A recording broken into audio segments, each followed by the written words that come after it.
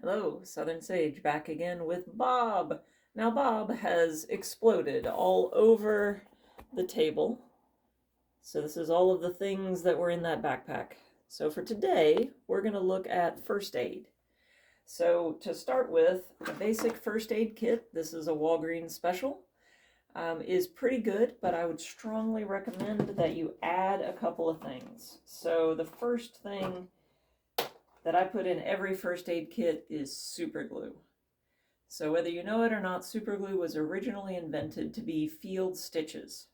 It bonds instantly to skin, which you probably know if you've ever used it for a project, which means that if you're dealing with a deep cut, right, one that is bleeding and where simple pressure isn't making it stop, you can pull the edges together, put a thick bead of superglue on it, and it will hold the wound closed for 24 hours or so before you would have to reapply.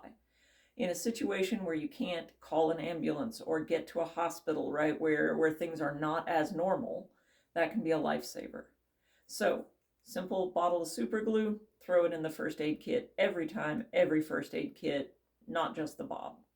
The other thing that I added to this one is a whole bunch of alcohol prep pads. So you can buy these by the 200 count for cheap. In a situation where you are rapidly evacuating your house, you cannot count on having ready access to water, which means you need a way to clean a wound that doesn't take soap and a faucet. So including an extra 50 or 60 of those little alcohol prep pads can be a lifesaver, literally. So basic first aid kit with those things. I also have a supplementary kit that has things that don't fit in that box. So what's in here is a wrist or ankle ace bandage, right? So if you do get a sprained ankle, think if you are walking on uneven terrain, especially if you're not used to that, you could easily twist an ankle, so that's a way to stabilize it. A roll of gauze, some soap, because again, when you do have water, soap is important. Shampoo, conditioner, some bigger gauze pads in case you do have a bigger scrape or abrasion or something you need to medicate. And then I do have a thing of new skin in this.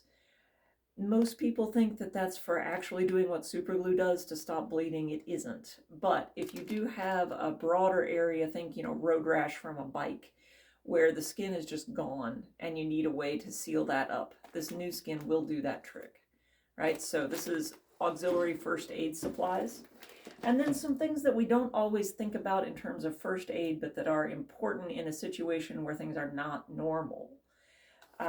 First one is basic hygiene, right? Toothpaste, toothbrush, bar soap, right? These things, right? Keeping yourself clean can prevent an awful lot of infections, right? So have those supplies on hand. Hand lotion, right? Whenever you are not able to do things you would normally do and your skin gets dry, it can crack, and that in itself can be a mode of infection. It's also just a comfort thing. Like if you're having to evacuate your house on no notice, sometimes just being able to put lotion on your hands is a thing that is important. So hand lotion. There's also chapstick in with the toothpaste in that bag. I didn't point it out, but that's another one that's huge. Sunscreen, right? If you're going to be hiking, you're going to be outside, especially if you are not used to it, you need a way to keep your skin protected, right? Because sunburn just makes everything less pleasant. Bug spray. Again, in this case, I chose a lotion, not a spray, but whatever works for you, whatever your favorite way to keep mosquitoes from not biting you is, have that on hand. So include that in the pack. And then a selection of rags. So these are old wash rags I had laying around, supplemented with some wash rags that were on sale at the grocery store.